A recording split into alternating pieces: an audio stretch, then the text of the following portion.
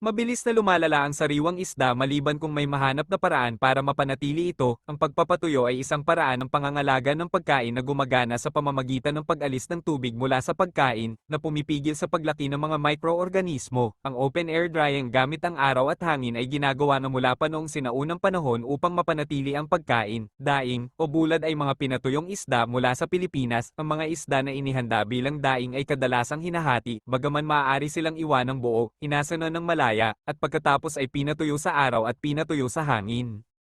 Mabilis na lumalala ang sariwang isda maliban kung may mahanap na paraan para mapanatili ito. Ang pagpapatuyo ay isang paraan ng pangangalaga ng pagkain na gumagana sa pamamagitan ng pag-alis ng tubig mula sa pagkain na pumipigil sa paglaki ng mga microorganismo. Ang open air drying gamit ang araw at hangin ay ginagawa na mula pa noong sinaunang panahon upang mapanatili ang pagkain. Daing o bulad ay mga pinatuyong isda mula sa Pilipinas. Ang mga isda na inihanda bilang daing ay kadalasang hinahati, bagaman maaari silang iwanang buo, hinasana ng malaya, at pagkatapos ay pinatuyo sa araw at pinatuyo sa hangin.